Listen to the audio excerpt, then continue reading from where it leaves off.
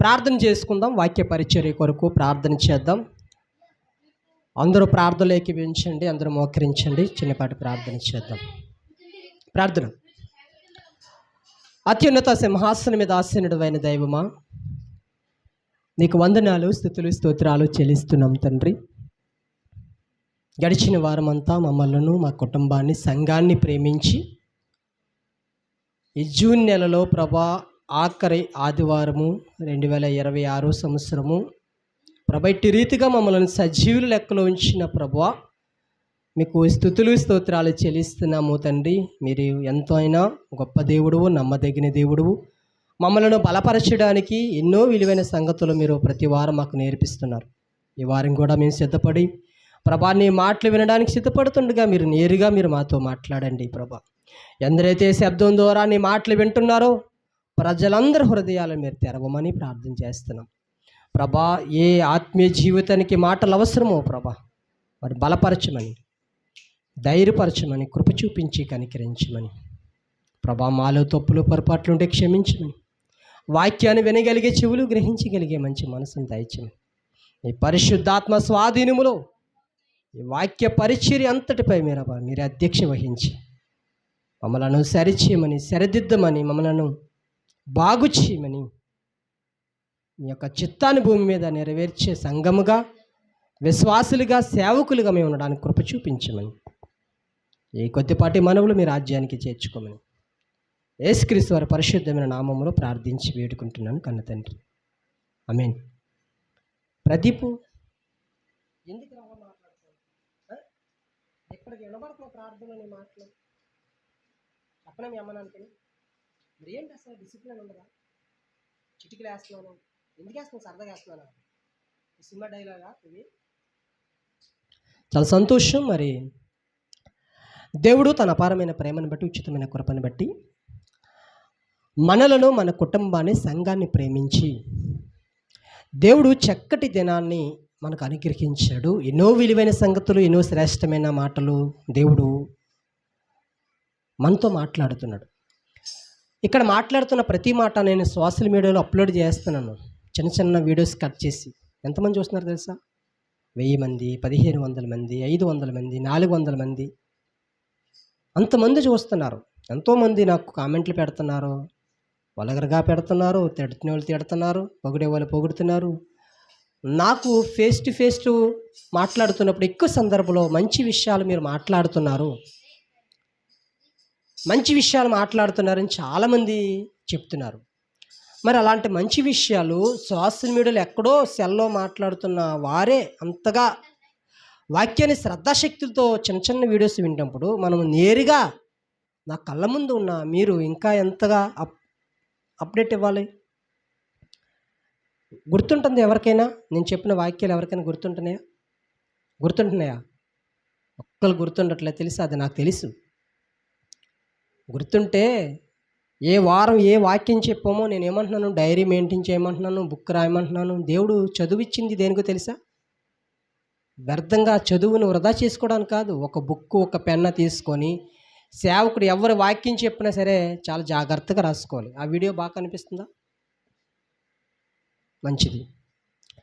ఈ మాటలు ఉంటేనే గ్రామ ప్రజలందరికీ కూడా, గ్రామ పెద్దలకి యేసుక్రీస్తు ప్రార్థన మందిరం తరపున ప్రత్యేక వందనాలు తెలియజేసుకుంటున్నాను. కూడి వచ్చిన మీ అందరికీ మరొకసారి నా ప్రత్యేక వందనాలు తెలియజేసుకుంటున్నాను. శ్రద్ధగా దేవుని మాటలు, కొన్ని మాటలు వినవలసిందిగా మీకు తెలియజేస్తున్నాను. ఎందుకంటే మరి వర్షం వస్తుంది, కొంచెం వాతావరణం క్లైమేట్ మారింది కనుక ఎప్పుడు కరెంటు పోతుందో తెలియదు. ఇది పల్లెటూరు కనుక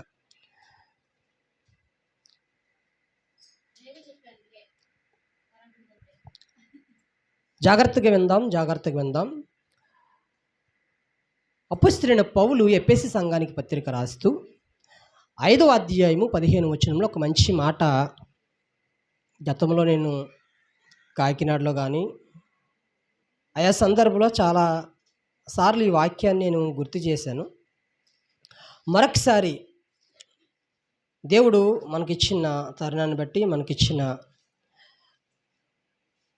సమయాన్ని బట్టి, దేవుడు మనతో మాట్లాడాలన్న ఉద్దేశాన్ని బట్టి మరొకసారి నేను జ్ఞాపకం చేస్తున్నాను. అపొస్తలుడైన పౌలు ఎఫెసీ సంఘానికి పత్రిక రాస్తూ ఎఫెసీ సంఘానికి పత్రిక రాస్తూ 5వ అధ్యాయము 15 వచనం ఒకసారి మీరు పరిశుద్ధ గ్రంథాన్ని తెరిచి ఈ మాట మీరు ఒకసారి చూడండి.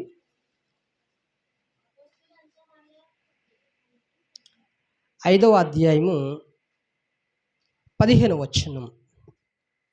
దినములు చెడ్డవే గనక మీరు సమయమును పోనీయక సద్వినియోగం చేసుకొనుచు అజ్ఞానం వలె కాక జ్ఞానం వలె నడుచుకునేటట్లు జాగ్రత్తగా చూసుకోండి. ఇక్కడ భక్తుడు మాట్లాడుతున్నాడు, దినాలు అస్సలు బాలేవు, దినాలు చెడ్డవి.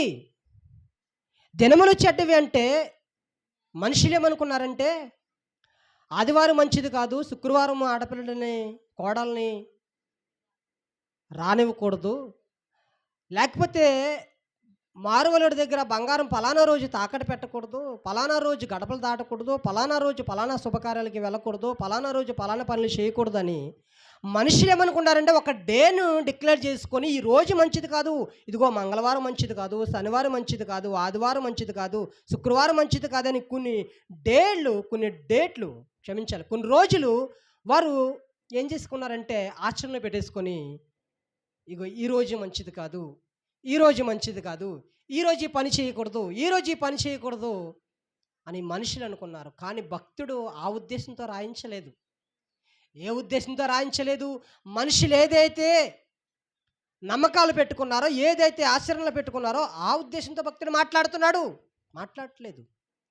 దినాలు చెడ్డవిరా నాయనా, దినాలు చెడ్డవి అనగానే రోజులు కాదు, మనుషులు మంచోళ్ళు కాదు. ఎవరు మంచోళ్ళు కాదంట? మనుషుల మంచోళ్ళు కాదు. మీరు చెడిపోయిన మనుషుల మధ్య, పాడైపోయిన మనుషుల మధ్య బ్రతుకుతున్నారు కనుక మీరు సమయాన్ని వృధాగా గడపకండి, సమయాన్ని ఉపయోగించుకోండి, సమయమును సద్వినియోగం చేసుకోండి, పాడు చేసుకోకండి.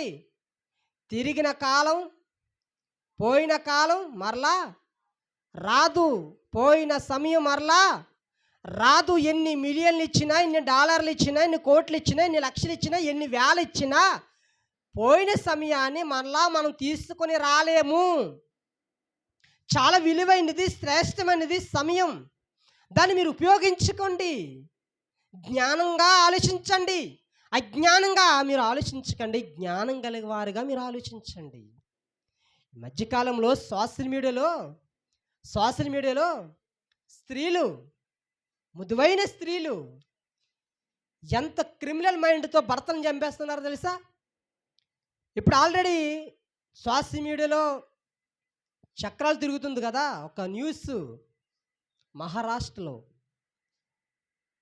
600 కోట్ల ఆస్తివంతుడు, చాలా అందంగా ఉన్నాడు, చాలా తెల్లగా ఉన్నాడు, చాలా ఆస్తిపరుడు. సంబంధం కుదిరింది, అడిగారంట, 10 సార్లు అడిగారంట, అమ్మా ఇష్టమేనా నా కొడుకుని చేసుకోవడం ఇష్టమేనా, ఎవరైనా లవ్ చేసావా, ఏమైనా ఎఫ్ఐఆర్లు ఉన్నాయా, ఏదైనా ఉందా అని అడిగితే సమాధానం చెప్పలే. ఇష్టమని చెప్పింది. అతను ఆ కారు బొకేలు ఆయన ప్రపోజ్ చేసేటప్పుడు ఎంత మురిసిపోయి కౌగిలించుకుందో తెలుసా? పాపం నమ్మేశాడు అంత నిజమనుకొని. షూట్కి పెళ్ళికి ముందు షూట్ చేయడానికి వెళ్తారు కదా, ఫోటోగ్రాఫ్ తీసుకోవడానికి వెళ్తారు కదా, ఒక ఎత్తైన పర్వతం మీదకి, కొండ మీదకి తీసుకువెళ్ళింది. అంతకుముందు 2-3 సార్లు ప్రయత్నం చేసిందంటండి.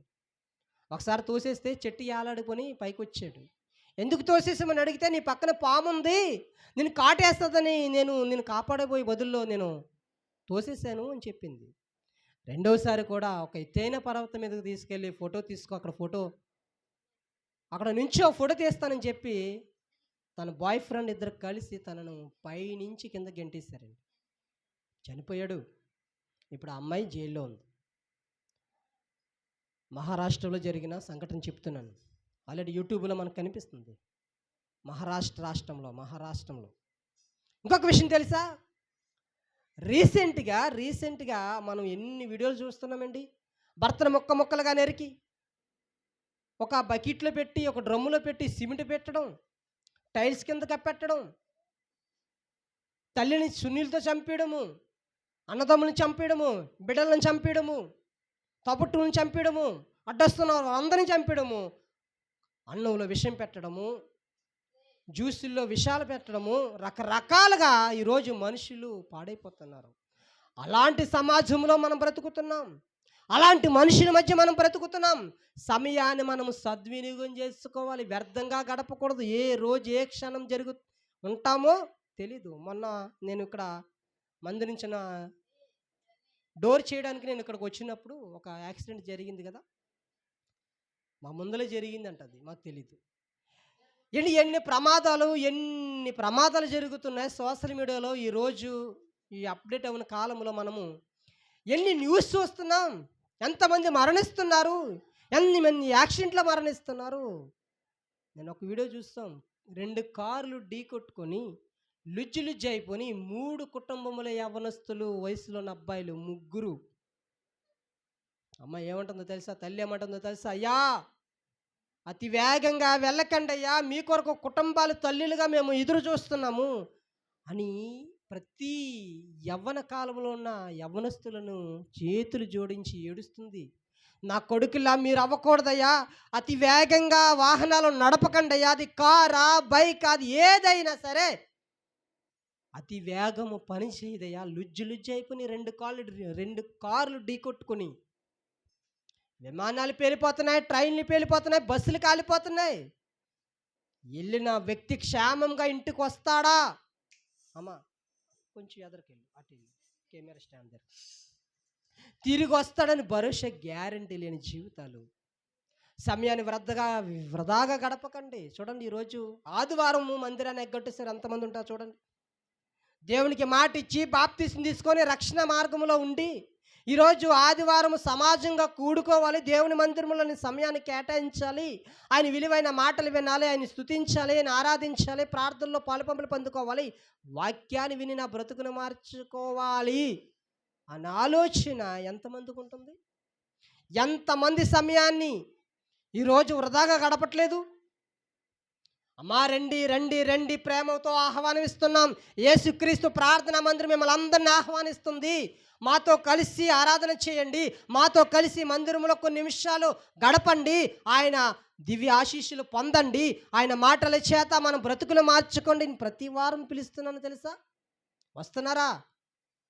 వారికి అర్థం కావట్లేదు సమయం విలువ. సమయం విలువ ఎవరికి అర్థమవుతుందంటే జ్ఞానం కలిగిన వారికి అర్థమవుతుంది, అజ్ఞానులకి అర్థం కాదు.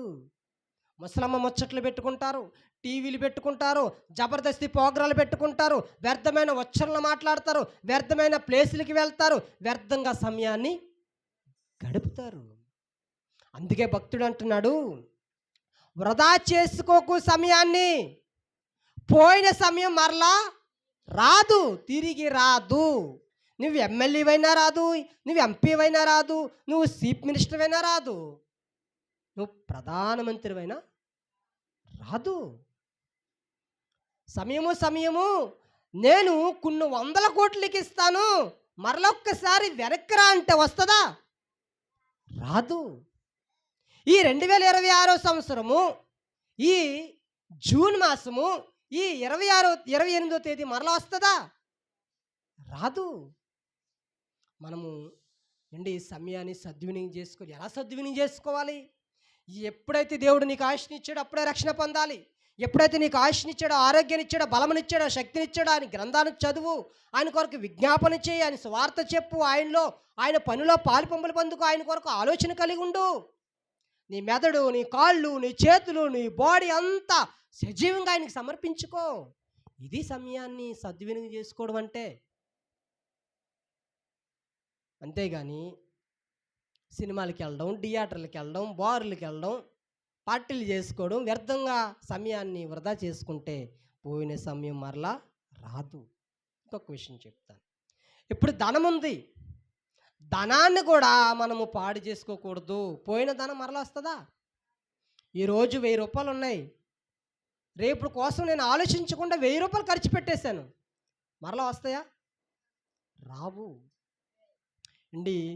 ధనాన్ని వృధా చేసుకోకూడదు, సమయాన్ని వృధా చేసుకోకూడదు. కొంతమంది బలాన్ని కూడా వృధా చేసుకుంటారు. నేను చెప్పాను గతంలో, ఒక స్త్రీ అందంగా ఉంది, చాటింగ్ చేసిందో, ఏదో మాయ మాటలు చెప్పిందో, ఏదో చేసింది. ఏం చేశాడు? ఒక్కడో తన వలలో పడిపోయాడు. తీరా చూసేటప్పటికి అమ్మాయికి ఎయిడ్స్ హెచ్ఐవి ఉంది. అమ్మాయి ఒక పురుషుడి వల్ల హెచ్ఐవి వచ్చిందని పురుష జాతిని అంతం చేయాలని ఏం చేసిందంటే, చాలా అందంగా ఉంది, చూసినోడల్లా అమ్మాయి మాటలకు ఐసైపోతున్నాడు, అమ్మాయి రమ్మని చోటుకెల్లా వెళ్ళిపోతున్నాడు, అమ్మాయి ఎంత ధనం అడిగితే అంత ధనం ఇచ్చేస్తున్నాడు, ఎంత సమయం అడిగితే అంత సమయం ఇచ్చేస్తున్నాడు. ఏమైపోతున్నారంటే శక్తిహీనులు అయిపోతున్నారు. హెచ్ఐవి వచ్చిందనుకో ఏమైపోతుంది తెలుసా? ఎండి నక్కుంటా చూసారా? ఎండిపోయిన ఎండి చేపలాగా అయిపోతారు. మా ఊర్లో నేను చూశాను కొంతమందిని. ఎండి నల్ల తారు డబ్బాలాగా అయిపోతుంది శరీరం. అది 10 సంవత్సరాలు 15 సంవత్సరాల వరకు దాని లక్షణాలు బయట పడవంట. ఈరోజు శక్తిని బలాన్ని వృధా చేసుకునేవారు లేరా? యవ్వనముందని బలముందని విర్రవేగిపోతూ ఈరోజు ఎంతోమంది శక్తిని వృధా చేసేసుకుంటున్నారు, బలాన్ని పోగొట్టేసుకుంటున్నారు. బైబిల్ ఒక మాట ఉంటుంది, శరీరం క్షీణించిపోతుందంటండి.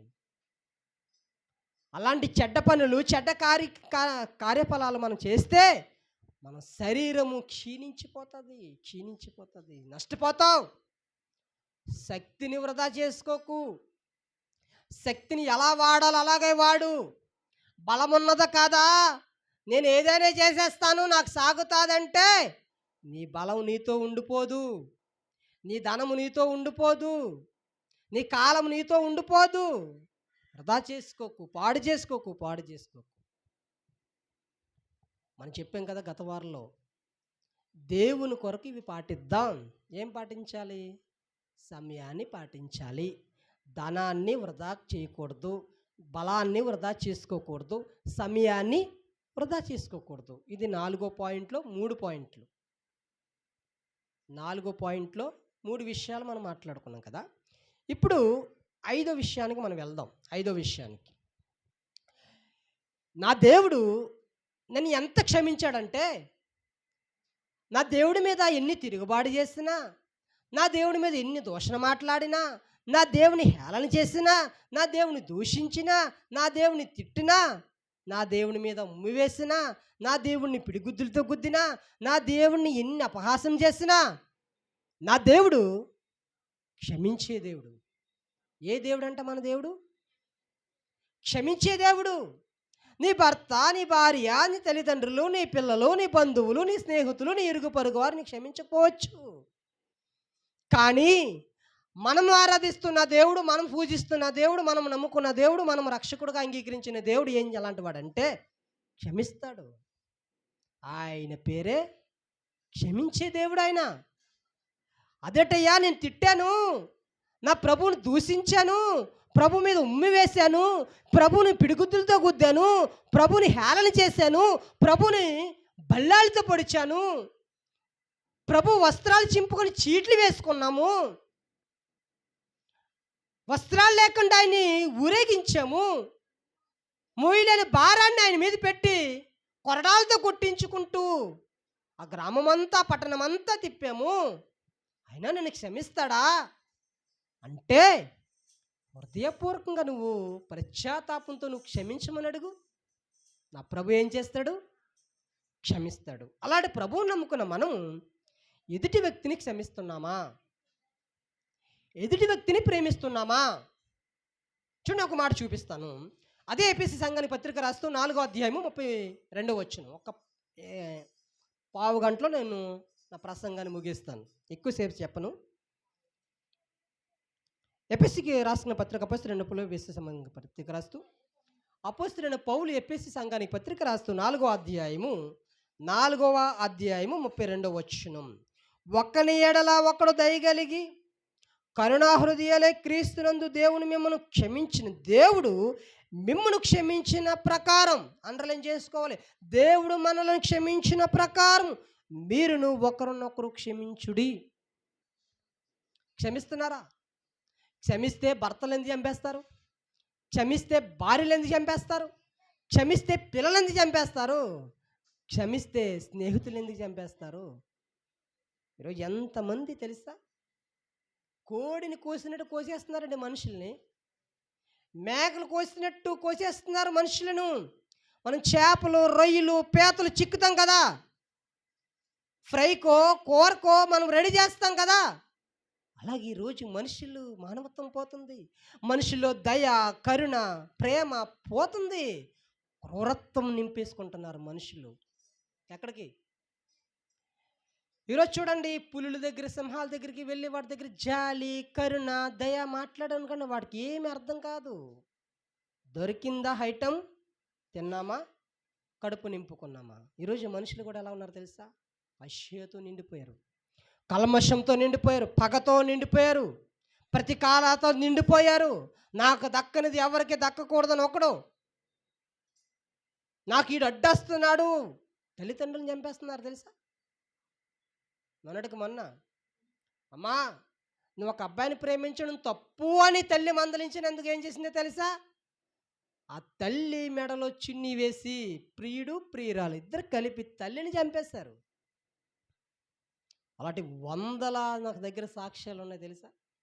అన్నీ దాస్తున్నాను, ఒక స్క్రీన్ మీద వేసి చూపిస్తాను ఫ్యూచర్లో ఎప్పుడైనా ఎన్ని జరిగాయి, ఈ సంవత్సరానికి ఎంతమంది పురుషులు బలైపోయారు, ఎంతమంది భార్యలు బలైపోయారు, ఎంతమంది పసికందలు బలైపోయారు, ఎంతమంది తల్లిదండ్రులు బలైపోయారు. అంటే మనిషిలో క్రూరత్వం పెరిగిపోతుంది. మనము మన దేవుడు క్షమించిన ప్రకారము మనం కూడా క్షమించాలి. భార్యని క్షమించాలి, భర్తను క్షమించాలి, బిడ్డలను క్షమించాలి, తల్లిదండ్రులను క్షమించాలి, స్నేహితులను క్షమించాలి, మన బంధువులను క్షమించాలి. ఎందుకంటే నేను క్షమించనండి అంత మాట అనేసాడంటే మన ప్రభు అన్న మాటలతో పోల్చుకుంటే మన అన్న మాటలు ఏమీ కాదు తెలుసా. పిడిగుద్దులతో గుద్దిరి, పిడిగుద్దులతో మొక్క మీద కేకరించి ఉమ్మి వేసిరి, బల్లాలతో పొడిచారు. నీవు దేవుడు అయితే నువ్వు రక్షించుకొని హేళన చేశారు.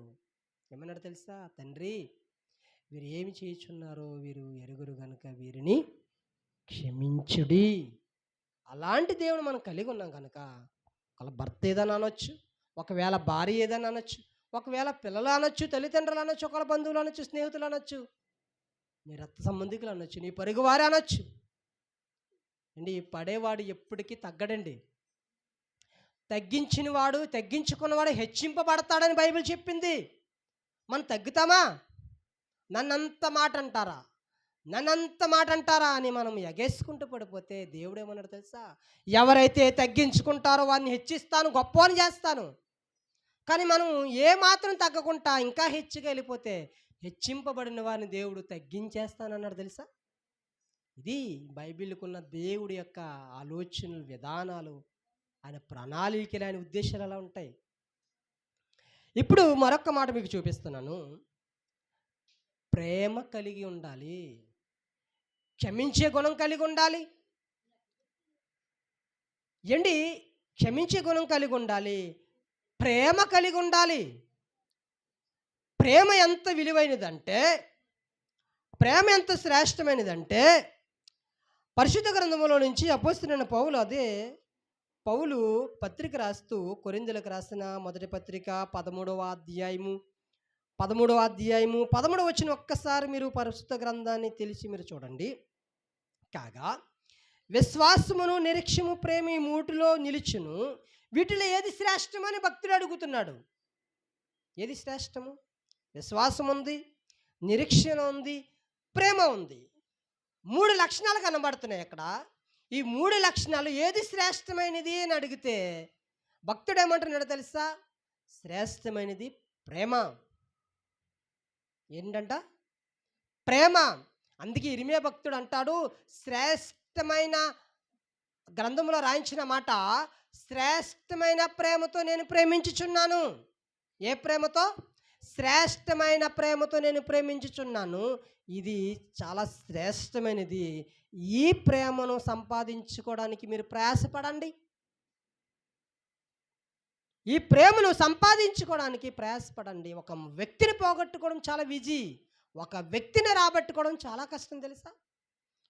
ఇంట్లో నుంచి అనడం పెద్ద ఈజీ. పోయిన వ్యక్తిని ఇంటికి రప్పించడం చాలా కష్టం. ఇందులో ప్రేమ ఉండాలి. ప్రేమ కలిగి మనం ప్రవర్తించాలి. ప్రేమ ఎంత విలువైనదో, ప్రేమ ఎంత శ్రేష్టమైనదో ఏంటి, ఈ ఇంటికి వెళ్ళిన తర్వాత ఈ కొరింథీయులకు రాసిన మొదటి పత్రిక 13వ అధ్యాయం చదవండి. ఎంత అద్భుతంగా ఉంటుందో తెలుసా. కొన్ని మాటలు నేను చదువుతాను నాకున్న సమయాన్ని బట్టి. 13వ అధ్యాయము కొరింథీయులకు రాసిన మొదటి పత్రిక 13వ అధ్యాయము 4-5 వచనం చదువుతున్నాను. ప్రేమ దీర్ఘకాలము సహించును. ప్రేమ ఉంటే దీర్ఘకాలమును సహిస్తావు. ప్రేమ దయ చూపిస్తుంది. ప్రేమ మచ్చరపడదు. ప్రేమ డంబముగా ప్రవర్తించదు. ప్రేమ ఉప్పొంగదు. ప్రేమ త్వరగా కోపపడదు. ఈ 13వ అధ్యాయం చదివితే ఎంత ప్రేమ కనబడుతుందో తెలుసా. ఇట్టి ప్రేమను మనం సంపాదించుకోవాలి. ఇట్టి ప్రేమను సంపాదించుకోవడానికి మనం ప్రయాసపడాలి. అదే 14వ అధ్యాయం మొదటి వచనం ఒకసారి చదవండి. 14:1 చదవరా? మీరు బైబిల్ చదవరా? ఇప్పటివరకు బైబిల్ తీయలేదా? మొదటి కొరింథీయులు 14వ అధ్యాయం మొదటి వచనం. కొరింథీయులకు రాసిన మొదటి పత్రిక 14వ అధ్యాయం మొదటి వచనం. ప్రేమ కలిగి ఉండుటకు ప్రయాసపడండి. ప్రేమ కలిగి ఉండడానికి ప్రయాసపడాలి. ప్రేమ కలిగి ఉండడానికి మనం ప్రయాసపడాలి. ఆ ప్రేమ ఎక్కడో దొరకదు. బాయ్ ఫ్రెండ్ల దగ్గర, గర్ల్ ఫ్రెండ్ల దగ్గర, ఈ లోకంలో ఎక్కడ దొరకలేని ప్రేమ దేవుని సన్నిధిలో మాత్రమే దొరుకుతుంది. దేవుని దగ్గర మాత్రమే దొరుకుతుంది. అలాంటి ప్రేమను మీరు కలిగి ఉండడానికి ప్రయాసపడండి. ఎందుకంటే మన దేవుడు ప్రేమామయుడు. ఎవరు మన దేవుడు?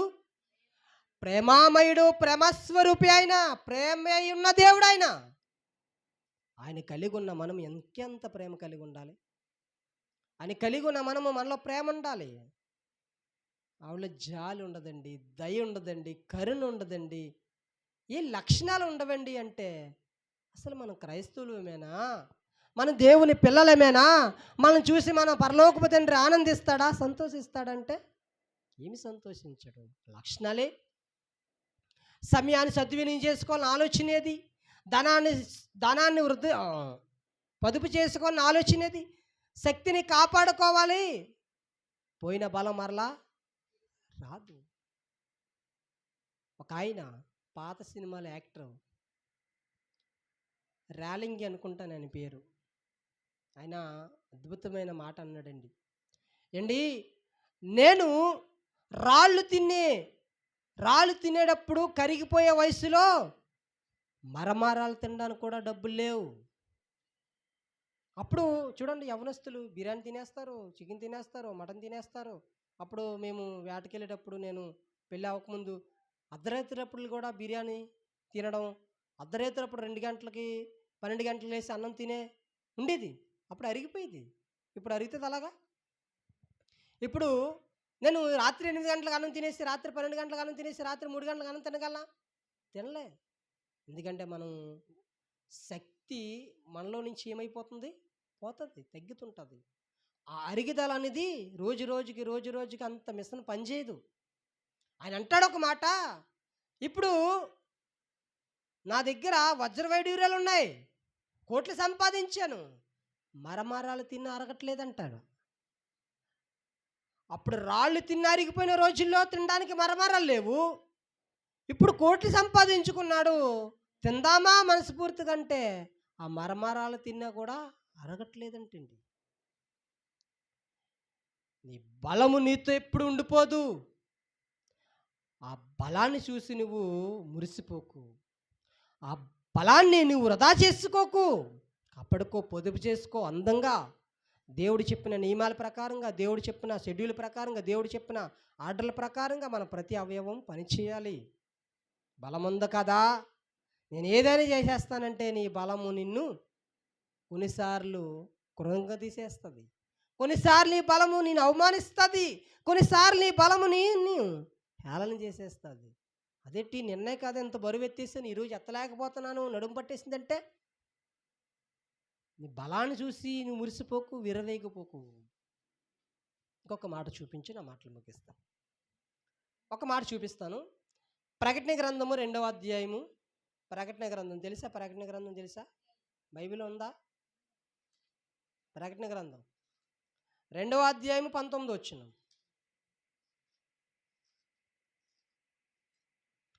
ప్రకటన గ్రంథము 2వ అధ్యాయము 19వ వచనం చదువుతున్న జాగ్రత్తగా వినండి. నీ క్రియలు, నీ ప్రేమ, నీ విశ్వాసమును, నీ పరిచర్యను, నీ సహనము నేను ఎరుగుదును. నీ మొదటి క్రియల కన్నా నీ కదపటి క్రియలు మరి ఎక్కువగా ఉన్నాయి నేను ఎరుగుదును. ఇక్కడ ఒక అద్భుతమైన మాట మనకి కనిపిస్తుంది. ఇప్పుడు ఇక్కడ ఒక మాట కనిపిస్తుంది కదా, నీ సహనమును నేను ఎరుగుదును అని మీరు అండర్లైన్ చేయండి. నీ సహనమును నేను ఎరుగుదును.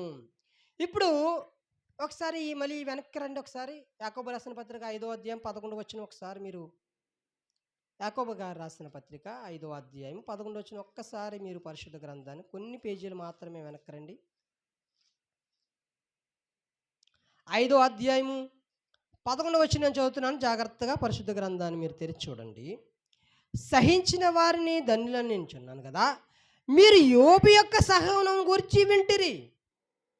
యోబు ఎంత సహనం కలిగిన వారో మీరు విన్నారు కదా, మీకు తెలుసు కదా. మీకు తెలియకపోతే ఒకసారి యోబు గ్రంథాన్ని ఇంటికెళ్ళి చదవండి. యోబు ఎంత సహనం కలిగిన వాడంటే, ఆయన భార్య ఆయన తోలనాడినా, ఆయన బిడ్డలు ఆయన ఆస్తి పోయినా, ఆయన స్నేహితులే అవమానించినా, ఆయన నాన్నవారు ఆయన అసహించుకున్నా, ఆయన ఎంత సహించుకున్నాడంటే, ఆయన ఎంత సహనం కలిగిన వాడంటే, ఈరోజు చిన్న కష్టం వస్తే, చిన్న నష్టం వస్తే, చిన్న ఆపద వస్తే ఈరోజు దేవుని విడిచిపెట్టే రోజులు ఇవి. ఏం చేశాడయ్యా నా యేసు? ప్రశ్నించేవారున్నారు తెలుసా? ఏం చేశాడయ్యా దేవుడు నా జీవితంలో? ఏం బాగుపడ్డానయ్యా నా జీవితంలో అని ఈరోజు దేవుని దూషించేవారు, శాపగ్రస్తులైన వారు ఎందరో ఉన్నారు తెలుసా. కానీ యోబు ఎప్పుడైనా దూషించాడా? యోబుకున్న సహనం మనం కలిగి ఉంటే, ప్రకటన గ్రంథం 2వ అధ్యాయం 19వ వచనం అన్నాడంటే, నీ సహనాన్ని నేను ఎరుగుతాను. సహనం కలిగి ఉండు, సహనం కలిగి ఉండు, ప్రేమ కలిగి ఉండు, క్షమాగుణం కలిగి ఉండు. ఈ లక్షణాలను తొడుక్కో.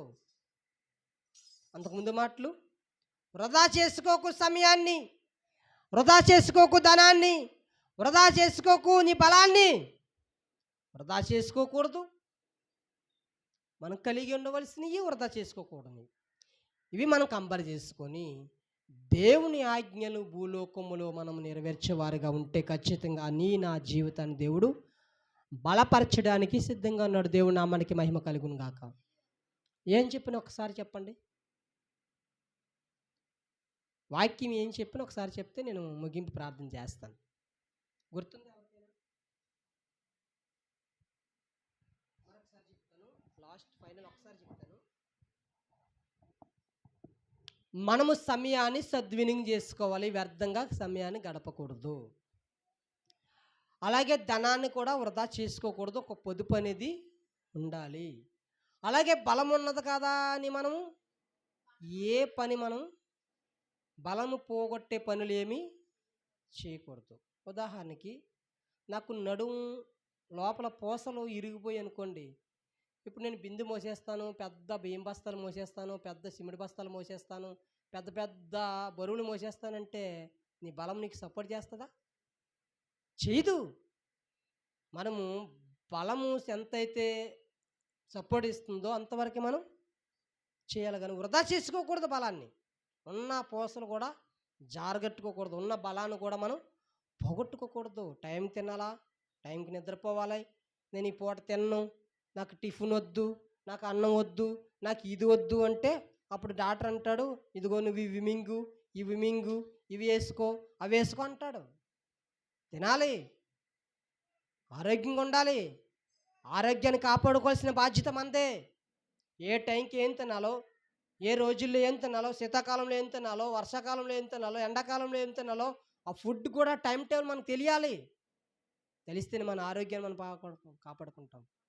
ఇప్పుడు బాగా వర్షంలో తడిసిపోని నేను వెళ్ళి జ్యూస్ తాగాననుకో ఏమవుతుంది? జలుబు చేస్తుంది, ఇంకా నీరసం వస్తుంది. అప్పుడు బాడీ కూలింగ్ అయిపోయినప్పుడు వేడి ఫుడ్లు తినాలి. వేడిగా ఉండేటప్పుడు కూల్‌గా ఉన్న ఫుడ్ తినాలి. ఇది మనం షెడ్యూల్ చేసుకోవాలి. మన డ్రెస్సింగ్ స్టైల్ కూడా మార్చాలి. వేసవికాలంలో ఒకలాంటి బట్టలేసుకోవాలి. శీతాకాలంలో ఒకలాంటి బట్టలేసుకోవాలి. ఇవి కూడా తెలియాలి. ఇప్పుడు ఉక్కబడేసేటప్పుడు నేను మంచి స్వెటర్ ఏసుకొస్తే అదేమన్నా జ్ఞానం కలిగిన వారి ఆలోచనేనా? అది సన్నం బట్టలో క్లాతవో, కాటన్‌వో యేసుకుంటే అదొకటి. ఇప్పుడు శీతాకాలంలో నేను పలసాటి బట్టలేసుకున్నాననుకో, ఆ చలికి నేను తట్టుకోగలనా? ఇవి మనకి ఆలోచన ఉండాలి. మన శరీరాన్ని కాపాడుకోవాల్సిన బాధ్యత మనది. ఏ టైంకి ఏం తినాలి? ఎప్పుడు ఏం తినాలి? ఏం తీసుకోవాలి? ఏ టైంకి ఏ టాబ్లెట్లు ఏసుకోవాలి? ఏంటి నాకొచ్చిన అనారోగ్యం ఎప్పటికప్పుడు మనము జాగ్రత్తగా మన శరీరాన్ని కాపాడుకోవాలి. ఇప్పుడు సమయాన్ని వృధా చేసుకోకూడదు, బలాన్ని వృధా చేసుకోకూడదు, ధనాన్ని వృధా చేసుకోకూడదు. ఓకేనా? తర్వాత ప్రేమ కలిగి ఉండాలి, క్షమాగుణం కలిగి ఉండాలి, సహనం కలిగి ఉండాలి. అరగంట చెప్పాను నేను వాక్యం. అర్థమవుతుందా?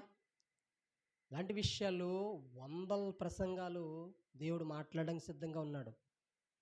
10 మంది వచ్చినా, 100 మంది వచ్చినా ఇలాగే ప్రసంగాలు ఉంటాయి. ఇద్దరు వచ్చారు కదా, ఏదో 4 ముక్కలు చెప్పేసి, ఏదో నోవాహు స్టోరీ చెప్పేసి, చిన్న చిన్న కథలు చెప్పేసి పంపించే కాదు. మంచి విషయాలు దేవుడు మనకు నేర్పిస్తున్నాడు. బలపడాలి. కొద్ది మందిగా ఉంటేనే బాగా వాక్యం మనకి అర్థమవుతుంది. ఎక్కువ ఉన్నామనుకోండి, ఆ వాక్యంకి అంత పని చేయకపోవచ్చేమో అనుకుంటున్నాను నేను. తక్కువ మందికి ఉన్నప్పుడు స్టూడెంట్స్ స్కూల్లో ఉన్నారా? క్లాస్‌కి 20 మంది, 30 మంది ఉంటే ఎంత బావుంటదో తెలుసా? అదే 150 మంది, 100 మంది ఉంటే గద్దరగోళంగా ఉంటది. అలాగని సంఘాలు ఎక్కువ ఉండొద్దని అనట్లేదు. సంఘాలు ఎక్కువ ఉన్న దానికంటే తక్కువ ఉన్న వారికి సంఖ్య ఎక్కువ బలపరచబడ్డానికి అవకాశం ఉంటది. పాటలు పాడడానికి మీకొస్తదా అవకాశం? ఇప్పుడు 100 మంది ఉన్నారనుకో, నీకు పాట పాడడానికి వస్తదా? 100 మంది దగ్గరికి మైకెళ్ళాలి. నీ దగ్గరికి ఎప్పుడొస్తది? ప్రార్థన చేయాలనిపించింది నీకు. నీకవుతదా? అలాగే నీకంటే ముందు 90 మంది వచ్చేసారనుకో, నీకు ప్రార్థన అవుతదా? అంతమందికి అవకాశం ఉంటదా? మరి కొద్ది మందిగా ఉన్నాం. ప్రార్థన చేయడానికి అవకాశం ఉంటది. పాట పాడడానికి అవకాశం ఉంటది. ప్రార్థన చేయడానికి అవకాశం ఉంటది. ఏదైనా దేవుని కోసం చెప్పుకోవడానికి కూడా అవకాశం ఉంటది. చెప్పేవాడికి కూడా చాలా ఇంట్రెస్ట్‌గా ఉంటది.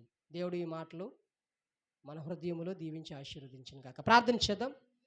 పరలోకమందున మా కన్న తండ్రి, పరిశుద్ధమైన నామానికి వందనాలు, స్తోత్రాలు చెల్లిస్తున్నాం తండ్రి. ఇప్పటి వరకు కొన్ని విషయాలు మీరు మాతో మాట్లాడినందుకు మీకు స్తోత్రాలు, మీకు వందనాలు చెల్లిస్తున్నాం తండ్రి. ఏమిచ్చి మీ రుణము తీర్చగలమయ్యా? ఇన్ని గొప్ప సంగతులు మీరు మాకు నేర్పిస్తున్నారు. అందుని బట్టి మీకు స్తోత్రాలు చెల్లిస్తున్నాం తండ్రి. నిజమే ప్రభా తండ్రి.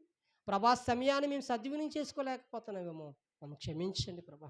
ప్రభా ఉన్న ధనాన్ని ప్రభా తండ్రి, ఏ రోజు ధనాన్ని ఆ రోజు ఖర్చు పెట్టేసుకుంటూ రేపుడికి ప్రభా ఎదుటి వ్యక్తుల వైపు చూసే నేత్రాలుగా మా ఉండకూడదని ప్రభా, వృధాగా మేము ధనాన్ని వృధా చేసుకోకూడదని, బలాన్ని వృధా చేసుకోకూడదని మీరు మాతో మాట్లాడినందుకు మీకు స్తోత్రాలు. అలాగే ప్రభా ప్రేమ కలిగి ఉండాలి, సహనం కలిగి ఉండాలి ప్రభా, ఓర్పు కలిగి ఉండాలి ప్రభా తండ్రి. ప్రభా క్షమించే గుణం కలిగి ఉండాలి. ఈ లక్షణాలు క్రైస్తుడుకున్న మినిమం అర్హతలు ప్రభా, మినిమం క్వాలిటీస్ ప్రభా. ఇవి కూడా లేకపోతే ఇంకా మేము నిత్యత్వంలో మేము ఎలా చేరగలం తండ్రి? ఇంకా ఆత్మీయంగా మేము ఎలా బలపరచబడం తండ్రి? ప్రభా దయతో ఈ మినిమం క్వాలిటీస్, ఈ మినిమం అర్హతలు సంపాదించుకునే ధన్యతను మాకు, మా సంఘానికి, మా కుటుంబానికి దయచేసి మీరు మాత్రం మహిమ తెచ్చుకోమని యేసుక్రీస్తు వారి పరిశుద్ధమైన నామములో ప్రార్థించి వేడుకుంటున్నాం కన్న తండ్రి.